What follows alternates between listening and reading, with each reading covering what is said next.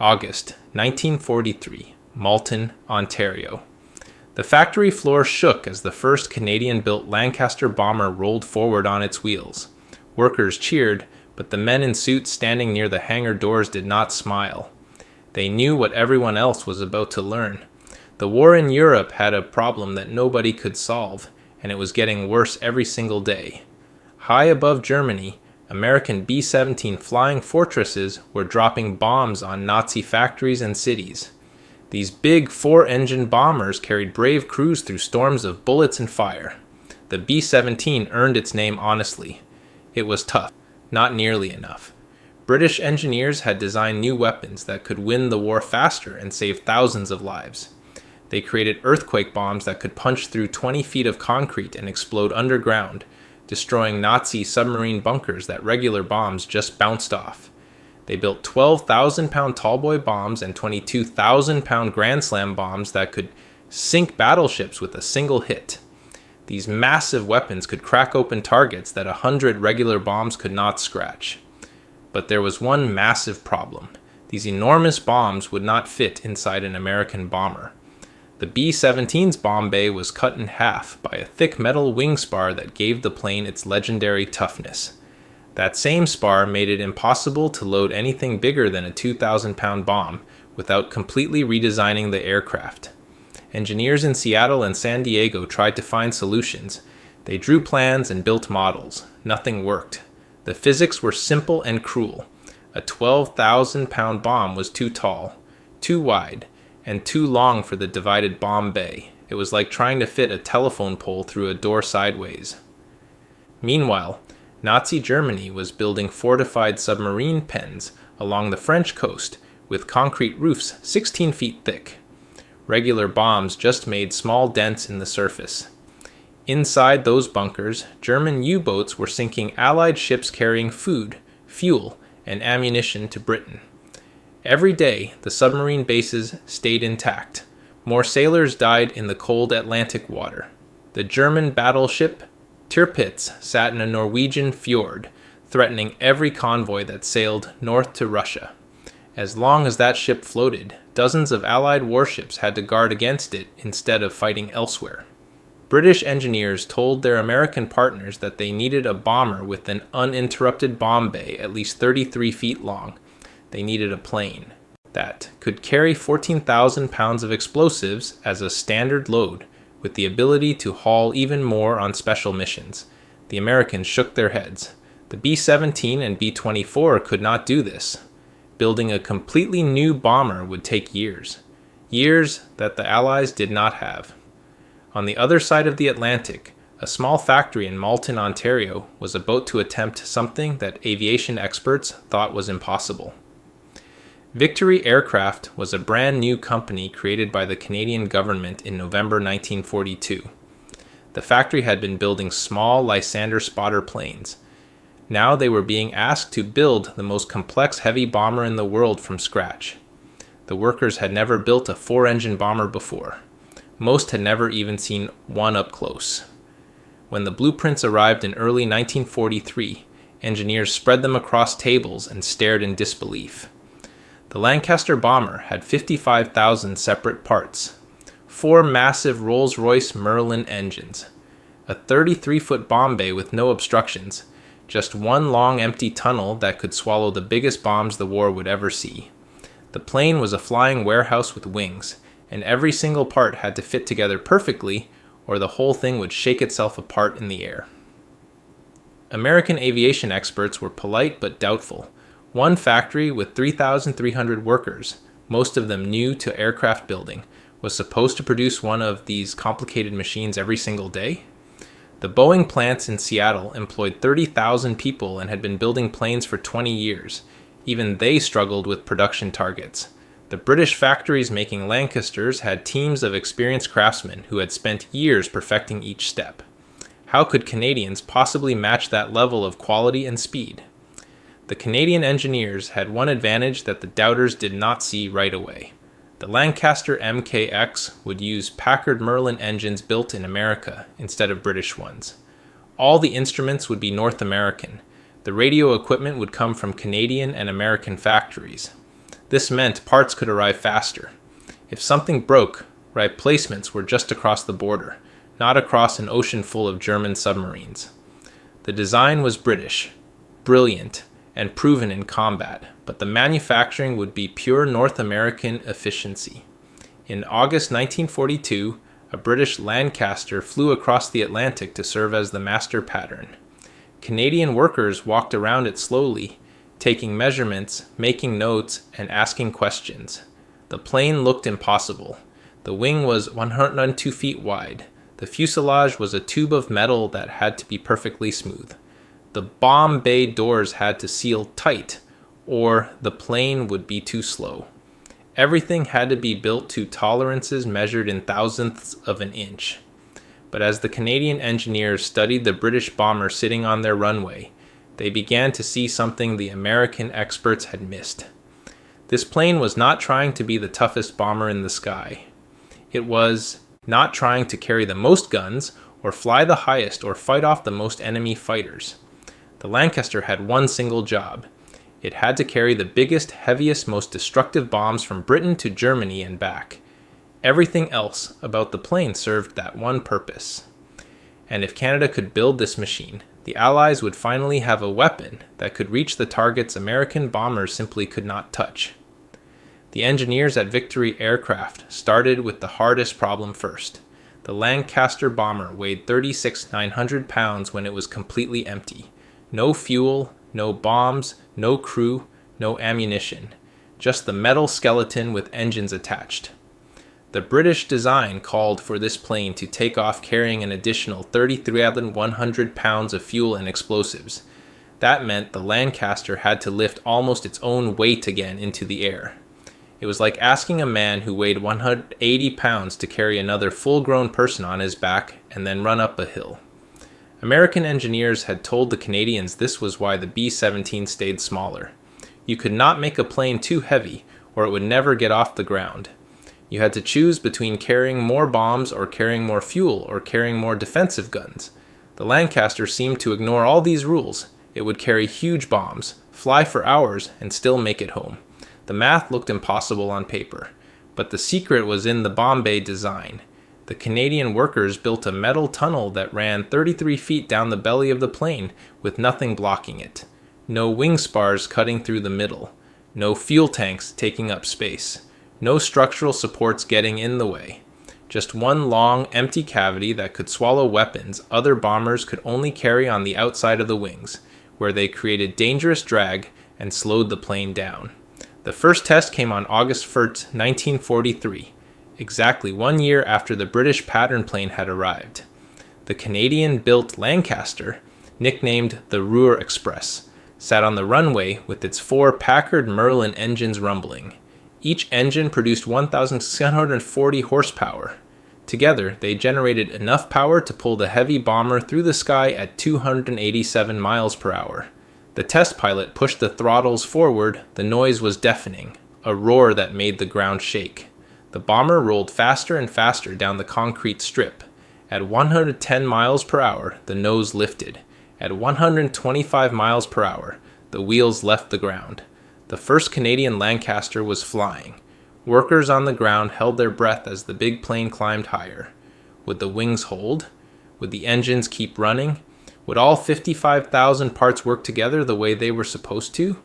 The pilot flew in a wide circle around the factory. Everything worked perfectly. When the Lancaster touched down 30 minutes later, the factory floor erupted in cheers. They had done in 12 months what the experts said would take 3 years. But building one plane was not enough. Britain needed hundreds. The Royal Canadian Air Force was forming No. 6 Group, an all-Canadian bomber force that would fly missions over Germany. These squadrons needed planes, and they needed them fast. The factory bosses made a promise that sounded crazy. By 1944, Victory Aircraft would produce one complete Lancaster every single day. The workforce grew from 3,300 to over 9,500 workers.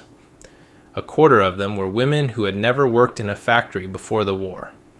They learned to rivet metal sheets, install electrical systems, and paint the dark green and brown camouflage that made the bombers harder to see at night. The assembly line moved like a river. Metal frames came in one end. Finished bombers rolled out the other. Each station had exactly enough time to complete its job before the plane moved to the next group of workers. British officials visited the factory in late 1943 and could not believe what they saw. Planes that took 3 months to build in England were coming off the Canadian line in weeks. The secret was North American manufacturing methods combined with British engineering genius. Parts arrived from American factories already tested and ready to install. Canadian workers followed assembly procedures developed in the car factories of Detroit and Toronto. Speed, efficiency, and quality control merged together. The real proof came when the first Canadian Lancasters arrived in England in early 1944. Ground crews opened the bomb bay doors and measured the cavernous space inside. More than 10 meters of uninterrupted room. Wide enough and tall enough to hold a 4,000-pound cookie bomb, the standard British explosive that looked like a giant oil drum. But the bay could also handle the 8,000-pound version, which was twice as destructive. When engineers rolled a 12,000-pound Tallboy bomb underneath the Canadian Lancaster, it slid into the bay perfectly. The bomb was 21 feet long and 38 inches wide. It barely fit, but it fit. British Air Marshal Arthur Harris saw the Canadian Lancasters and immediately understood what they meant for the war. These planes could carry the earthquake bombs that could finally destroy the targets regular bombers could not touch.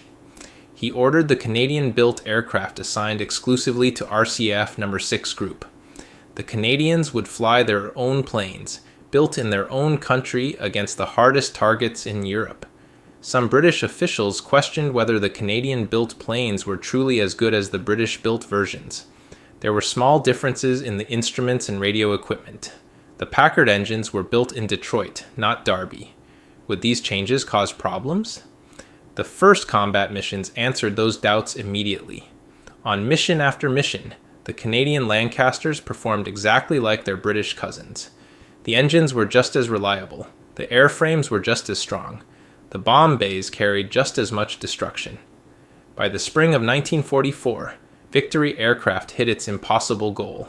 One complete Lancaster Mk X rolled off the assembly line every single day.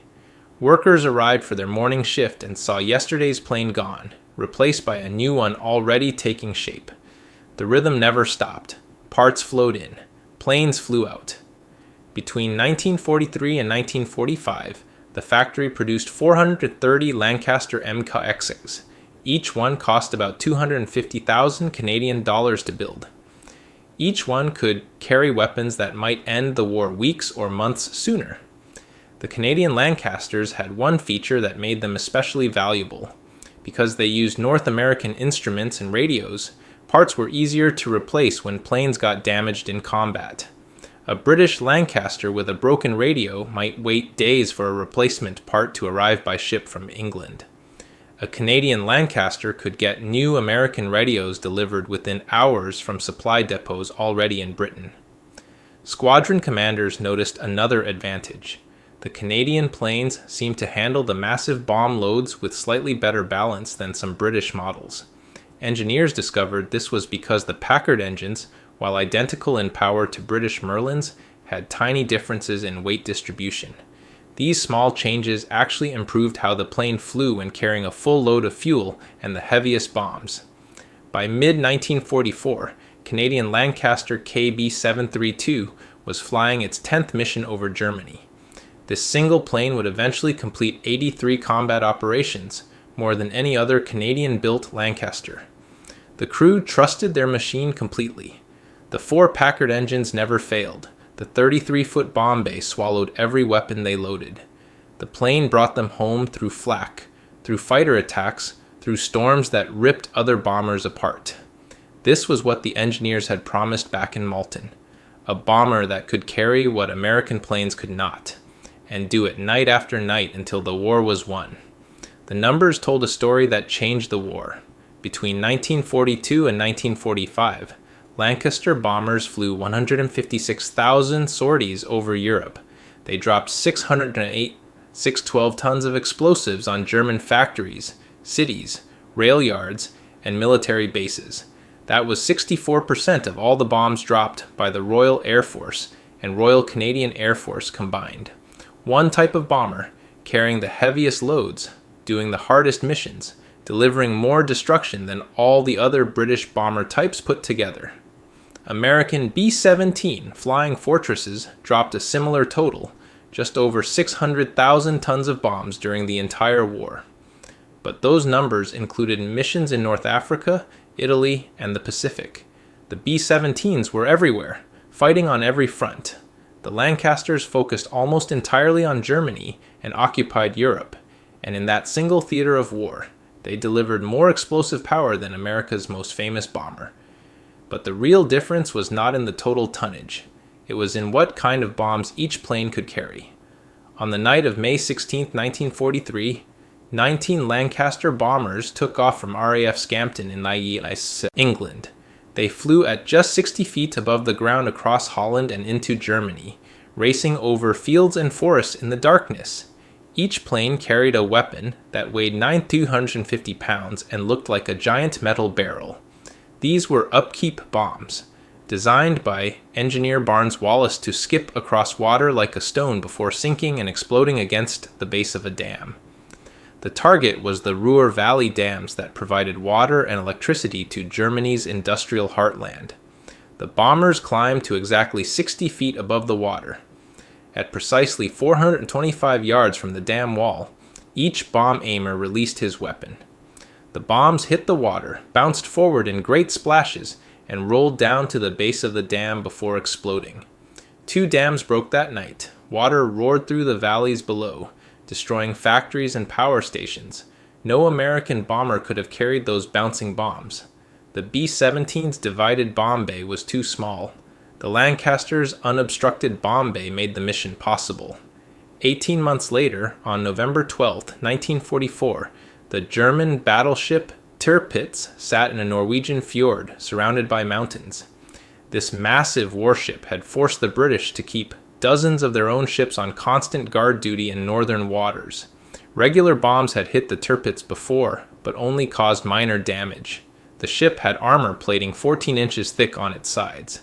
Conventional explosives just bounced off, or made shallow dents. 32 Lancaster bombers, some of them Canadian-built, approached the target carrying 12,000-pound Tallboy bombs. These weapons were 21 feet long and designed to punch through concrete and armor before exploding deep inside the target. The Lancasters flew at 14,000 feet, much higher than normal. The bomb aimers peered through their sights and released. The Tallboys fell for 30 seconds, reaching speeds over 750 miles per hour. 2 bombs hit the Tirpitz directly. One crashed through the deck armor and exploded inside the ship. The battleship rolled over and capsized, killing over 1,000 German sailors. No B-17 or B-24 could carry a Tallboy. The bomb was too long, too heavy, too big. Along the French coast, German engineers had built submarine pens with concrete roofs 16 feet thick. Inside those bunkers, U-boats could hide safely while being repaired and resupplied. Allied bombers had dropped thousands of tons of regular bombs on these structures. The concrete was scarred and pockmarked, but never broken. The submarines kept sailing out to attack Allied shipping convoys. In March 1945, Lancaster bombers began carrying the Grand Slam, a 22,000-pound earthquake bomb that was the heaviest conventional weapon of the entire war. The bomb was so heavy that Lancasters had to have their gun turrets removed to save weight. The plane could barely carry the Grand Slam and enough fuel to reach the target and return. When a Grand Slam hit near a submarine pen, it did not have to break through the roof. It buried itself 100 feet underground before exploding, creating a shock wave that cracked the foundation and brought the whole structure down. Only the Lancaster could carry this weapon. American bombers were not even close to having the capacity. Canadian Lancaster KB-732 became a legend in No. 6 Group. This single aircraft, built at Victory Aircraft in Malton, flew 83 combat missions over Germany. 83 times it took off loaded with fuel and bombs. 83 times it returned with its crew alive. The plane survived flak bursts that shredded metal. It flew through searchlight beams that lit up the night sky like daylight. German night fighters attacked it, their cannons tearing holes in the wings and fuselage. The ground crew patched the damage, replaced torn metal panels, and sent KB-732 back into combat the next night. But not every Canadian Lancaster was so fortunate. Between 1943 and 1945, approximately 100 Canadian-built Lancasters were lost in combat or accidents. 70 went missing in action over Germany, shot down by night fighters or blown apart by anti-aircraft fire. Another 30 crashed during training flights or when returning to base with damaged engines or torn control surfaces. Each lost plane took 7 trained crew members with it. Canadian pilots, navigators, bomb aimers, radio operators, flight engineers, and gunners who would never come home. On the night of June 12, 1944, a Canadian Lancaster designated KB-726 was returning from a bombing mission over France when a German night fighter attacked from below. Cannon shells ripped through the fuselage, and fire erupted inside the plane. Pilot Officer Andrew Mynarski was the mid-upper gunner. As the crew prepared to bail out, Mynarski saw that the rear gunner, Pat Brophy, was trapped in his turret. The hydraulic system had been destroyed, and Brophy could not rotate the turret to reach the escape hatch. Mynarski crawled through flames to reach his friend. His flight suit caught fire. His hands burned as he tried to free the jammed turret mechanism. Brophy screamed at him to save himself, to jump before it was too late. Mynarski saluted his trapped friend and jumped from the burning plane. His parachute opened, but Mynarski was so badly burned that he died hours later. Miraculously, Brophy survived when the Lancaster crashed and the turret broke free. He lived to tell the story of Mynarski's courage. The Canadian gunner was awarded the Victoria Cross, the highest military honor in the British Commonwealth. The Lancaster's success came with a clear design choice. The British bomber carried 8 small machine guns for defense. The B-17G had 13 heavy machine guns that could tear apart attacking fighters at longer range. But guns took up weight that could be used for bombs. The Lancaster traded defensive firepower for destructive power. It was faster, flew farther, and carried bombs that American bombers could not even fit in their bays. When German night fighters got close, the Lancaster was more vulnerable, but it struck targets the B-17 could never reach.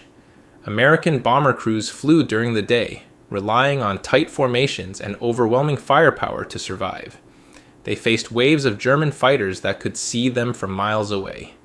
Anti-aircraft batteries had clear targets, but American crews could also see what they were hitting. Their bomb runs were more accurate in daylight. The British crews flew in darkness, using radar and navigation to find their targets. The Americans built bombers tough enough to survive daylight raids. The British built a bomber powerful enough to carry weapons that could end the war faster. When the mission required the heaviest bombs, only one plane could do the job. By late 1944, the combined weight of Allied bombing was crushing Germany's ability to fight. Factories producing tanks stopped working because Lancaster raids destroyed the ball-bearing plants. Oil refineries burned because both British and American bombers hit them repeatedly. Railroad yards became useless tangles of twisted metal. The German Air Force, the Luftwaffe, had to pull fighter squadrons away from the Eastern Front to defend German cities from the bomber streams that came every night and every day without stopping. The Lancaster carried 64% of the Royal Air Force's bomb tonnage with about half the total number of bombers. That meant each Lancaster delivered roughly twice as much destruction per aircraft as any other British bomber type. In the European theater, where it mattered most, the Canadian-built Lancasters and their British cousins dropped more explosives on Germany than American B-17s did. The math was simple and devastating. More bombs per plane meant fewer crews at risk. Bigger bombs meant harder to repair damage. Targets that survived American raids crumbled under Lancaster attacks. The uninterrupted bomb bay that American engineers said was impossible became the weapon that won the bombing war over Germany. When the war in Europe ended on May 8, 1945, Victory Aircraft in Malton had built 430 Lancaster Mk X bombers. The assembly line kept running even after Germany surrendered. Workers still showed up every morning. Metal frames still moved down the factory floor. Engines still got bolted to wings. The war against Japan was still going on, and planners in Ottawa and London believed the Lancaster would be needed in the Pacific. In June 1945, a fleet of 140 Lancasters flew across Canada to gather at the Royal Canadian Air Force Repair Depot in Skowdoak, New Brunswick. This force of bombers had a name that sounded fierce and ready. They called it Tiger Force. The plan was to fly these planes all the way across the Pacific Ocean to bases in Okinawa. From there, Canadian crews would join American B-29 Superfortresses in bombing Japanese cities and military targets. The Lancasters would finally work alongside their American cousins instead of flying separate missions an ocean away. The bombers sat on the runways in New Brunswick, their dark green and brown camouflage looking out of place under the summer sun. Crews trained for long-distance missions over water. Maintenance teams packed spare parts and tools. Everything was ready. Then, on August 6, 1945, an American B-29 named Enola Gay dropped an atomic bomb on Hiroshima. 3 days later, another atomic bomb destroyed Nagasaki. Japan surrendered on August 15th. The war was over. Tiger Force was disbanded before it ever left Canada. The weather in Skowdoak was terrible for storing airplanes. Rain and salt air from the ocean caused metal to rust. The Canadian government made a decision that sounded simple, but changed everything. They flew the Lancaster bombers to recently closed air bases in southern Alberta, where the dry climate would preserve them better. The bombers landed on prairie airfields and sat in rows, waiting for someone to decide what to do with them. Farmers in Alberta got a surprising offer. The government would sell them a 4-engine heavy bomber for somewhere between $250 and $350. Some farmers bought Lancasters and used the aluminum to build storage sheds and grain bins. Others stripped out the engines to power irrigation pumps and sawmills.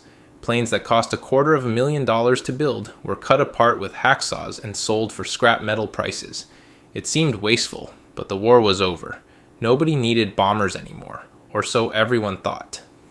The Royal Canadian Air Force had different ideas. They looked at the 230 Lancasters that still had low flight hours and saw possibilities. These planes could carry huge loads over long distances. They were reliable and tough. With some modifications, they could serve Canada for years, doing jobs that had nothing to do with dropping bombs. Between 1946 and 1949, Canadian engineers converted Lancasters into 9 different specialized versions. 14 Lancasters became aerial survey planes. Workers removed the gun turrets and installed cameras in the bomb bay. These planes flew over the Canadian Arctic taking photographs for mapping projects. The north was mostly unexplored territory. Nobody knew exactly where the coastlines ran or where the mountains stood. The Lancaster survey planes flew grid patterns over ice and tundra, their cameras clicking every few seconds. They mapped areas larger than some European countries, creating charts that showed features never before recorded. 70 Lancasters were converted for maritime patrol, hunting for submarines in an ocean that was supposed to be peaceful but was rapidly becoming dangerous again. The Cold War was starting. Soviet submarines might be operating near Canadian waters. The Maritime Patrol Lancasters had their bomb bays filled with radar equipment and sonobuoy launchers. Crews flew long missions over the Atlantic, dropping listening devices into the water and tracking anything that moved below the surface. These planes had no top turret and carried only light defensive weapons in the front. They were not built to fight. They were built to watch and listen and report. Other Lancasters became search and rescue aircraft. When planes crashed in remote areas or ships sank in northern waters, the Lancasters could carry survival supplies and drop them accurately to stranded people.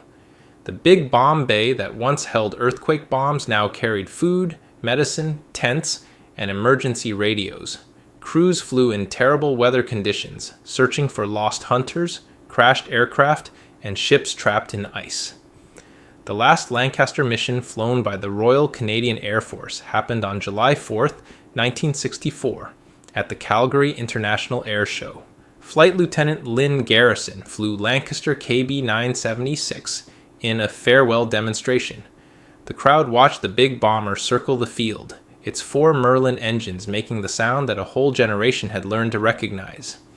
When the Lancaster landed and shut down its engines for the final time, it marked the end of 22 years of Canadian service. The plane had outlasted the war by nearly 2 decades. Of the 7 307 Lancasters built during the war in Britain and Canada, only 17 complete aircraft survived into the modern era. 15 of them sit in museums, frozen in time behind ropes and glass. 2 still fly. 1 belongs to the Royal Air Force Battle of Britain Memorial Flight in England. The other is Canadian-built Lancaster FM213, which flies with the Canadian Warplane Heritage Museum in Hamilton, Ontario. FM213 was completed in July 1945, too late to see combat. It sat in storage until 1952, when it was modified for maritime patrol duty. The plane flew with No. 404 Squadron in Nova Scotia, hunting for submarines that never appeared. In 1964, when the RCAF retired its Lancasters, FM213 was placed on a concrete pedestal in Goderic, Ontario as a memorial. It stood outside for years while weather and vandals slowly damaged it. By the 1970s, the plane looked ready for the scrap heap. A group of volunteers refused to let that happen. They raised money, found skilled workers, and spent 11 years restoring FM213 to flying condition. On September 24, 1988, the Lancaster lifted off again. Today, it flies at air shows across North America, painted to honor Pilot Officer Andrew Mynarski and his crew. When people see this plane fly, many of them cry. Veterans who flew in Lancasters remember friends who never came home. Younger people see a piece of history that still moves through the sky with power and grace. The story of the Canadian Lancaster teaches lessons that go far beyond aviation history. A country with almost no experience building complex aircraft created a factory from nothing and produced a bomber that surpassed American designs in the one measure that mattered most over Germany: bomb-carrying capacity, the ability to destroy targets that regular bombers could not touch. Canada built 430 bombers that could each carry 14,000 pounds versus the B-17's 8,000. That carried 22,000-pound earthquake bombs versus the B-17's maximum 2,000. That sank battleships, broke dams, and crushed submarine bunkers while American bombers flew past the same targets, unable to carry weapons big enough to do the job. The Americans built tough bombers designed to survive daylight raids. The British designed a bomber that could carry more destruction than any other aircraft in the sky. The Canadians manufactured that British design using American engines and North American production methods, creating a bomber that outmatched American designs in pure destructive power. When the war demanded the heaviest bombs over the hardest targets in Germany, the Lancaster had no equal. Modern engineers still study the Lancaster when they design cargo aircraft. The idea of an uninterrupted cargo bay, one long space with no obstructions, traces directly back to those 33 feet of empty tunnel running through the Lancaster's belly. Today's largest transport planes use the same principle. Make the cargo space as big and as simple as possible. Let the structure of the plane work around the cargo, not through it. The Lancaster proved that bigger capacity wins wars. Victory Aircraft in Malton eventually became Avro Canada. That company went on to design the CF-105 Arrow, one of the most advanced jet fighters ever built. The Arrow was cancelled before it entered production, a controversial decision that still sparks debates decades later. But the skills and confidence that created the Arrow came directly from the experience of building Lancasters during the war. Workers who learned to build 55,000-part bombers in 12 months knew they could tackle any engineering challenge. The Lancaster proved something that people often forget during times of crisis. The solution to an impossible problem does not always come from the biggest factories or the most experienced teams. Sometimes it comes from people who are willing to try something new, because they do not know it is supposed to be impossible. The Canadian workers who built that first Lancaster in August 1943 succeeded because they focused on the goal instead of the obstacles. They had blueprints, tools, and a purpose. That was enough.